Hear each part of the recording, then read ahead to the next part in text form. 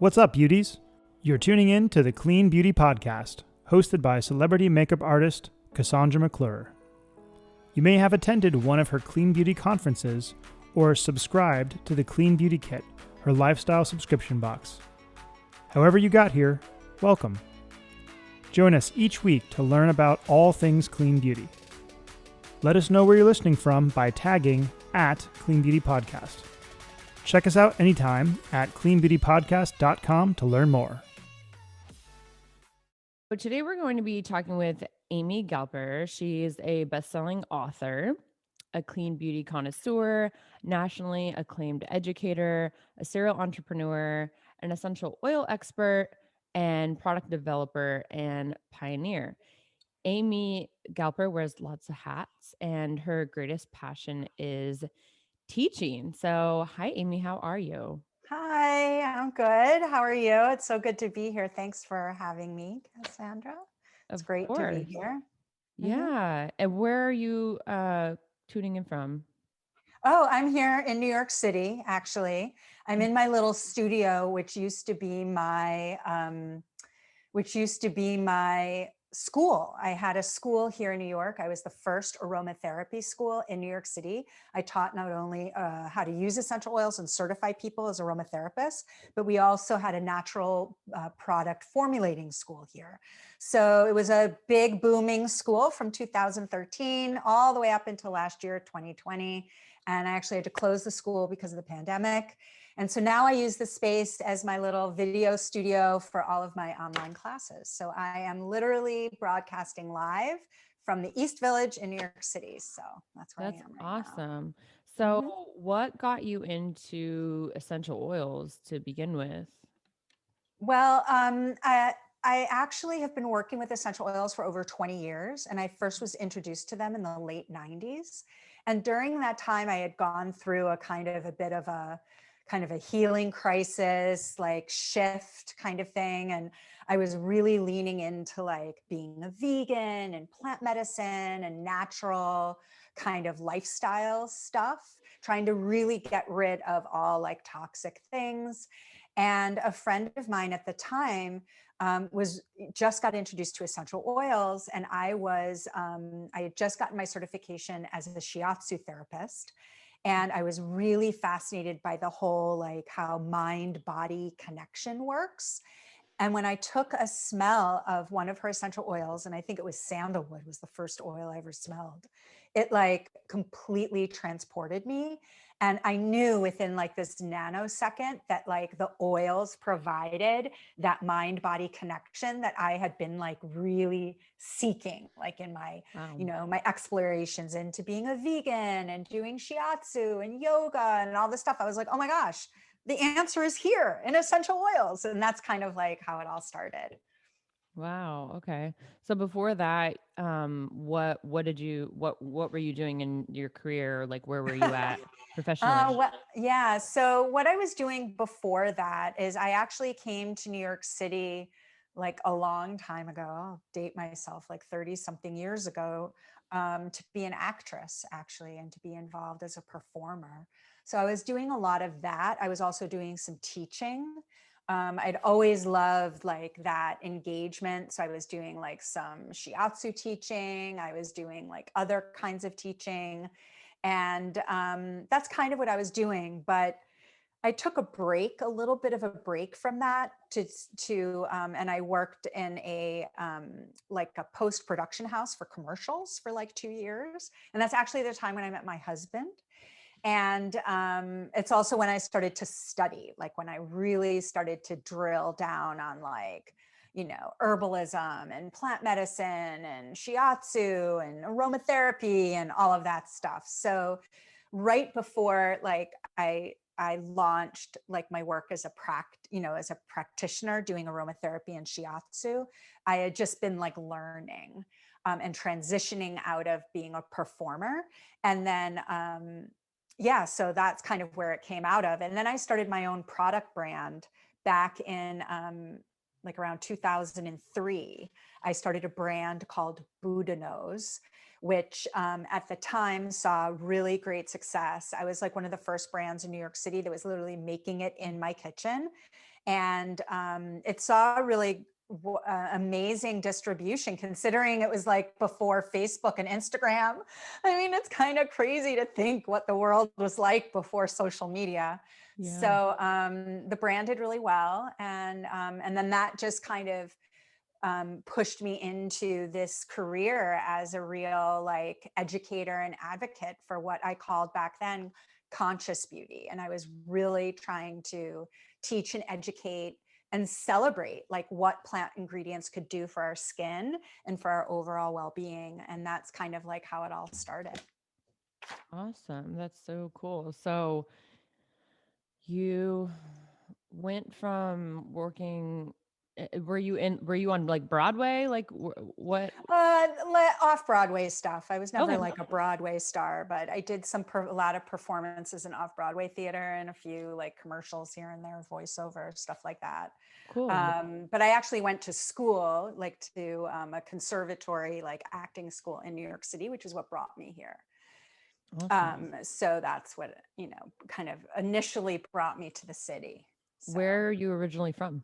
I was born in Chicago, born and raised in Chicago. Chicago. Yeah. Cool. So your family's there? Yeah, my parents are still there. My brothers moved away many, many years ago, but I still have some extended family there. Yeah. Nice. So you fell in love with New York. You decided to make your career there, and then um, started dabbling in educating yourself about essential Mm-hmm. oils before you really got into creating your first product. Mm-hmm. And then from there, then what?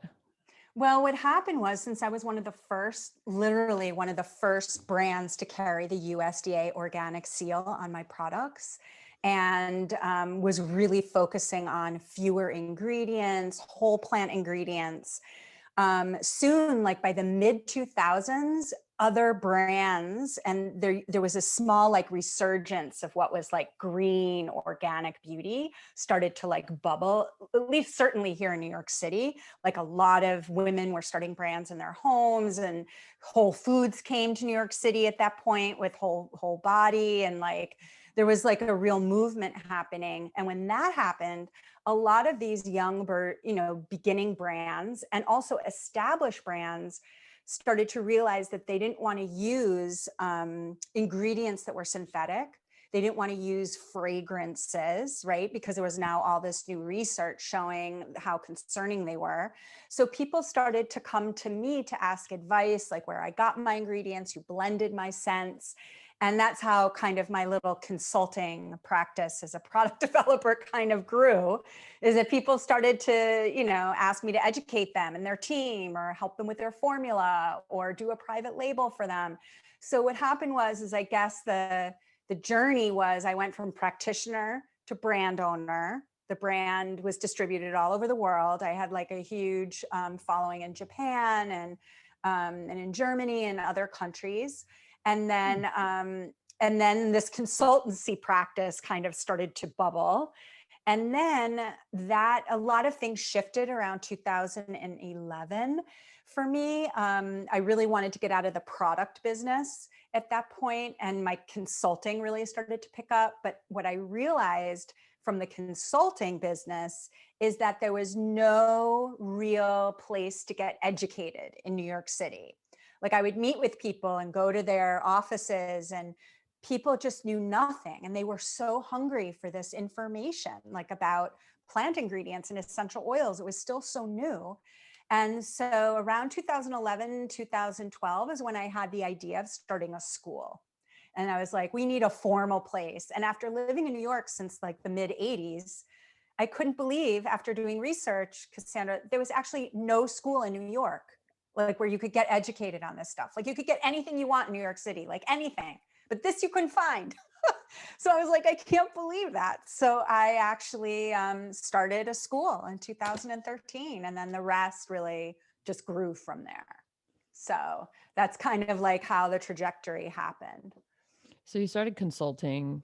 You realized a lot of people are asking me for this consulting because they're not able to get the information elsewhere. Mm-hmm. And then how do you scale as a consultant unless you are doing these trainings, right? So you're like, okay, I can only meet so many people if I consult, but if I teach, I'm able to have a class. Mm-hmm.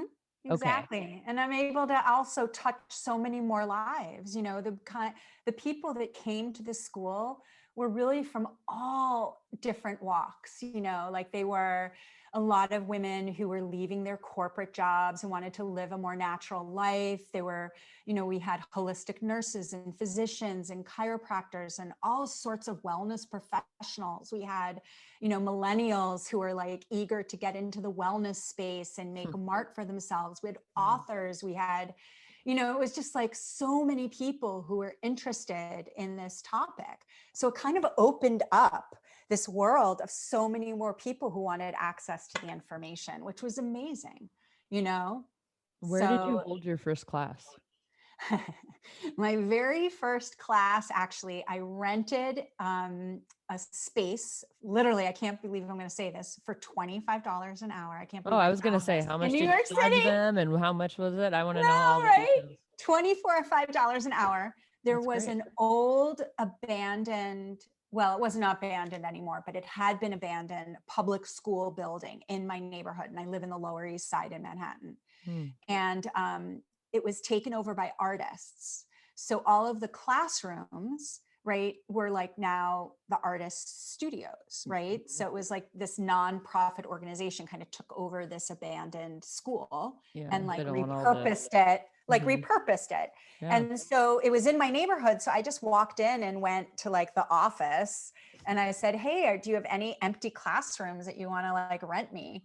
And they were like, yeah, actually. And so I used one of their classrooms. It was really great on a lot of levels. One, it was like super affordable because I totally bootstrapped the beginning of the business.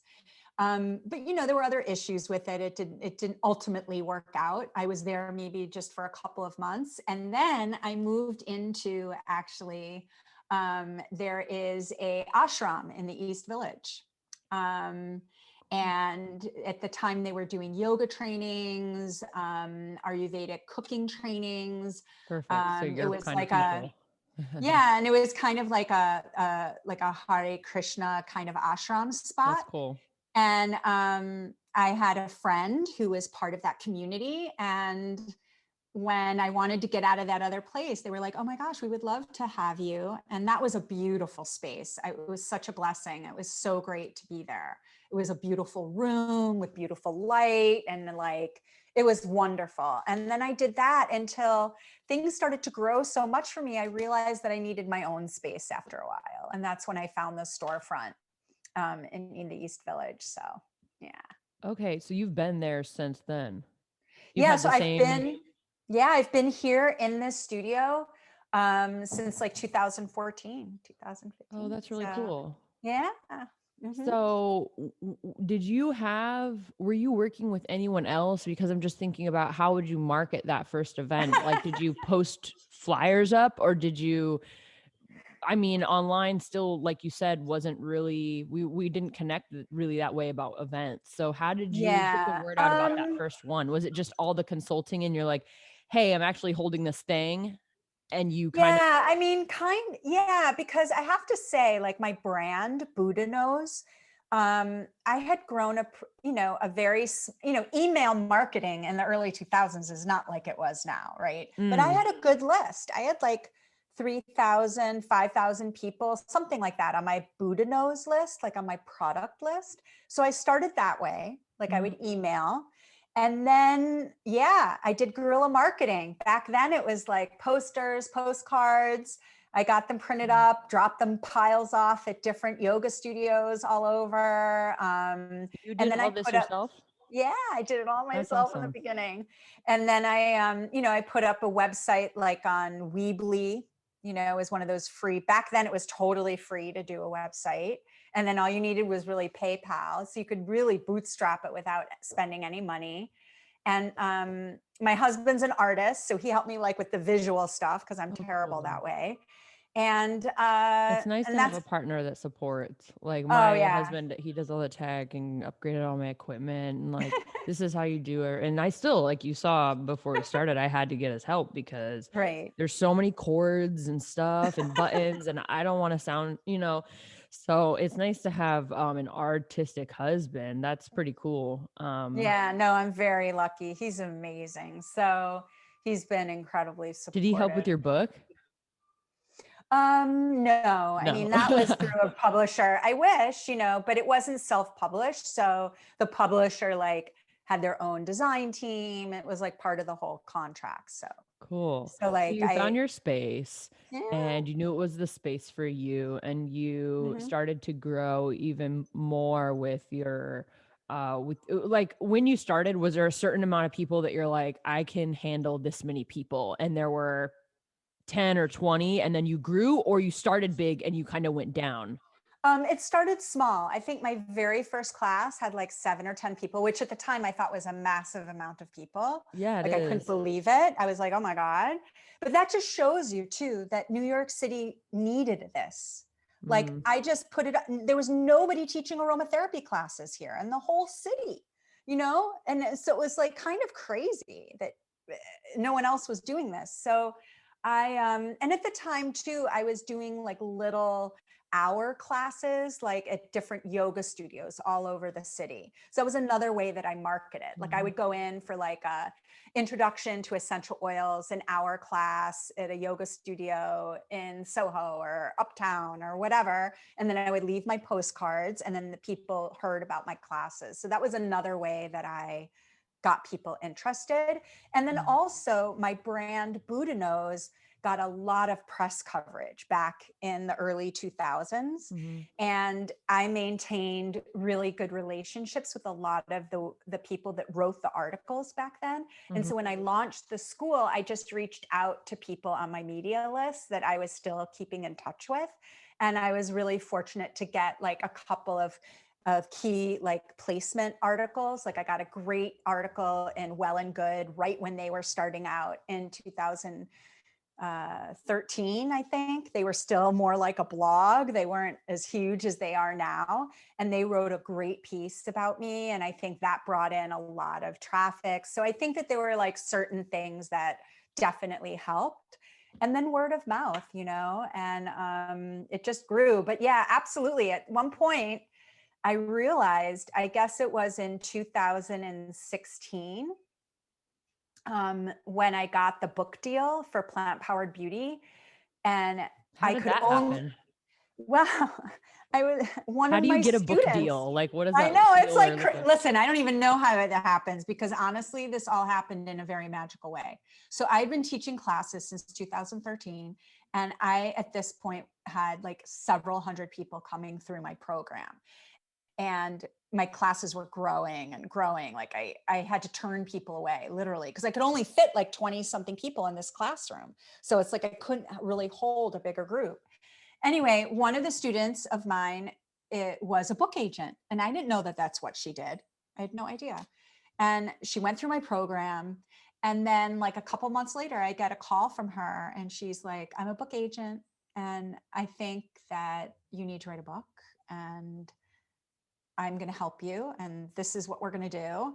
And literally, like within a month, it happened. Like we didn't even have to shop the book proposal. Like she did the whole thing. It was like she just went poof, book. She was amazing. So she's my co-author because the whole book would not have happened without her. I'm just Wow. so indebted to her for that incredible experience. And not only that, as I mentioned before, I'm not very visual, and she is really good at the visuals. And so she worked really closely with the publisher, and she's really responsible for how beautiful the book is. So it was really her eye and her aesthetic that really guided the book, how the book looks and everything. And so, yeah, Christina is my co-author, and she's amazing. And yeah, she was one of my students, and that's how the book happened. So That's really pretty awesome. amazing. Yeah. So up until this point, you didn't have a team. Like when Well and Good came, it was someone else in your class, right? Like, is that how that came too? Yeah. Yeah. I mean, I didn't start hiring people till Well, actually, when I moved into the space, like here, 2014, end of 2014, um, I needed an assistant. So I just hired like a personal assistant, to be That's honest. good. Okay. And then by 2016, end of 2015, I realized I can't teach every class. There was such a demand for classes. I just physically couldn't do it. So Mhm. I ended up training 4 teachers in 2015, the end of 2015.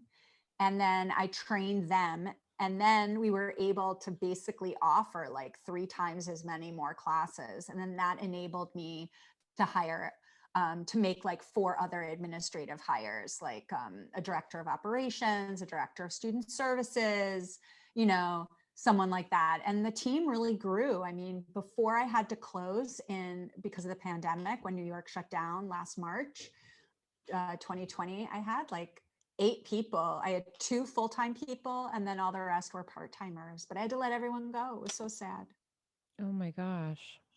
Yeah. So, w- backing up a little bit. So for Buddha Nose, Uh-huh. did you integrate the products in all the classes so that you would sell the products that way? Is that how you did that? Is that why you No, first? actually, I really wanted out of the product business. I really tried to close down Buddha Nose by the time I opened the school. You Being didn't sell anything through the Uh, school? I didn't really sell Buddha Nose, but what happened, I mean, to be honest, being the face of a product brand, and listen, I do product development for dozens of different small beauty brands. I realized after doing it from like 2003 to about 2011, 2012, so that's like 7, 8 years, and I saw a great run. I realized it wasn't for me. Like I couldn't, that wasn't where I envisioned my world. It's very hard work. It's a very different, thing. I just realized I didn't want to be a product person like that anymore. Hmm. So, yeah, so I just tried to like tie it up and finish it. And then I thought to myself, I'm never selling retail again. I'm never pushing products on people. I'm just never doing that. But my students started to demand it. They were like, wait a minute, the essential oil that you just showed us is so beautiful. I want to buy that. How come I can't buy that from you? So then I ended up having to fill the shop with all sorts of things. And I had a retail store here too, because people wanted to buy essential oils and all sorts of different Well, things. yeah. How do you go to a class and get taught how to I know. work with oils and then not be able to purchase them? Yeah. So, I mean, I did provide kits, but ultimately I had to open up a shop for everyone to buy what they needed for the course. So yeah, I did do that. And is that still true to today? Like, is that how it works? Well, I had to close, Well, you yeah, know, but before you had to close. yeah, before I had to close. Yeah. So basically the store was open when there weren't classes. So if we had classes at night, the store was open like from 12 to 6 every day.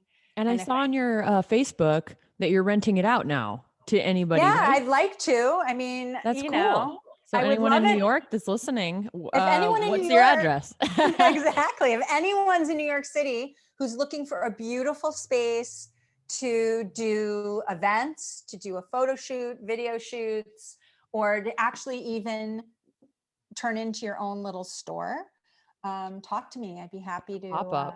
or a little pop-up or something. And New York City is opening up now like crazy.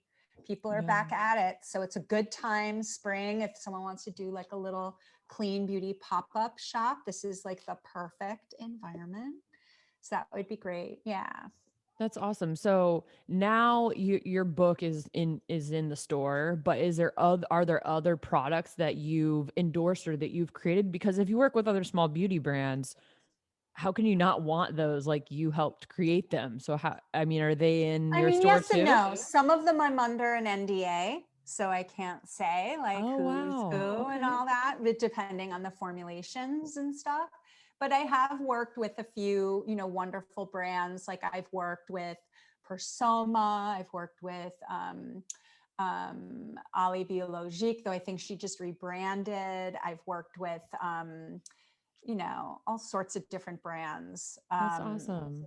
Yeah. So it really depends on, and usually I work with brands right when they're starting out, right in the beginning. So I just am coming off of 3 projects right now where I helped them as a product developer. And now I'm kind of passing them off to the next consultant to take them now through the manufacturing process and stuff like that. So yeah, I enjoy that very much. I love working in that beginning stage because they really come to me when they want to figure out their ingredients, and they know that I am part of the Credo Clean Beauty Council and that I understand the Credo Clean Beauty standards, which are now becoming like these standards that a lot of manufacturers and chemists are actually following.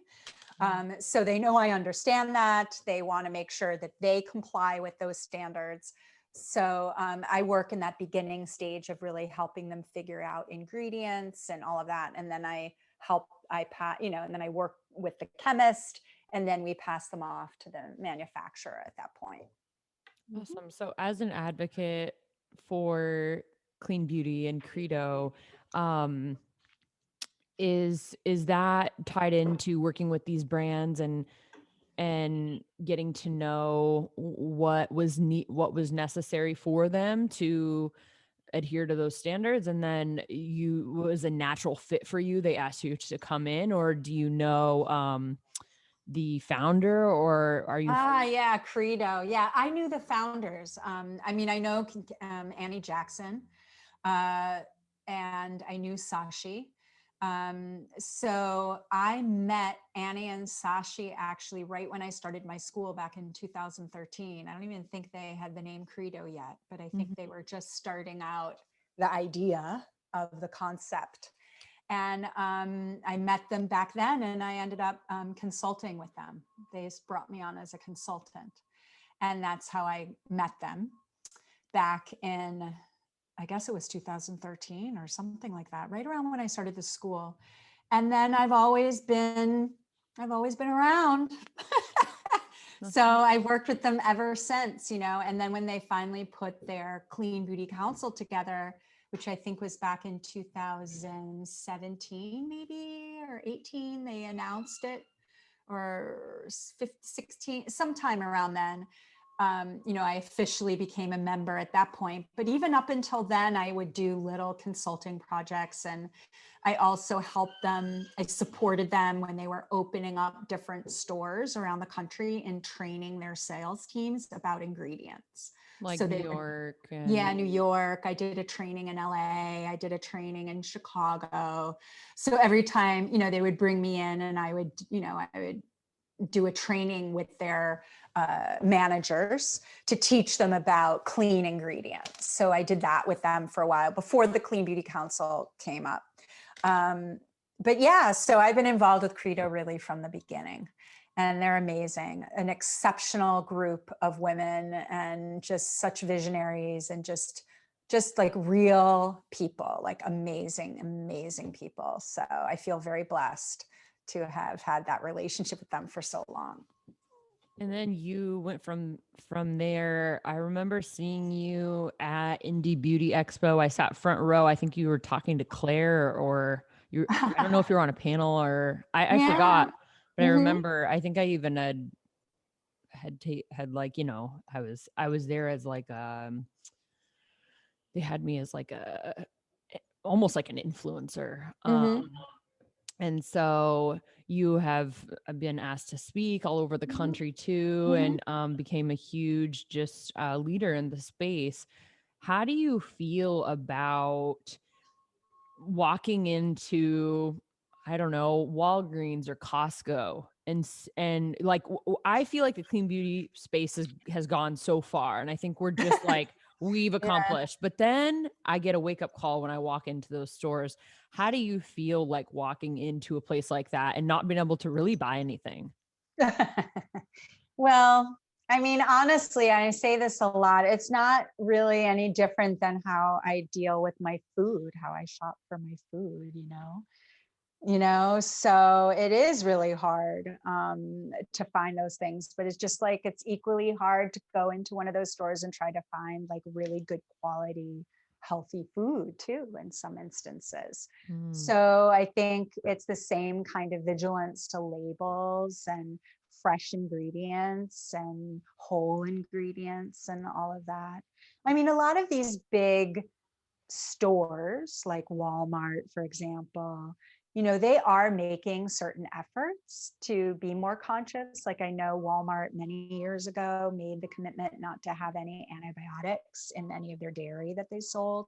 So like some of them are definitely like, trying to be more mindful about this. And I think it's only going to grow. I mean, Target now is huge and really supportive and advocates all sorts of more natural in food and in body and skincare. But I think it's really just about education too. And I think also more about, in a way, democratizing it, not making it this like exclusive luxury item, but that it's accessible to everyone. And I think once we kind of break that next barrier, and that we'll start to see it permeate more, and that's starting already, I know Walgreens, I know, had an initiative a few years ago. I know Ulta has a big now conscious beauty section now. So you're seeing it now creep in to these other kind of big box stores, which I think is really exciting. Yeah, absolutely. And I'm trying to think of like the closest thing food wise. I mean, Trader Joe's, I get a lot of organic food there, but that's pretty much, other than Whole Foods, because a lot of, I think that it can be expensive at times for certain things. So Totally. I think food is a big issue too. So that's a great comparison. So you're also a guest lecturer at New York University. Is that still, are you doing virtual? Yeah, virtual. Everyone Awesome. is virtual. I did a talk in the fall for the fall semester, and I'm actually due to do another talk this spring. I met many years ago one of the professors in the undergrad program. She's a physician, and she was teaching like a pre-med track on complementary medicine, like alternative and complementary care.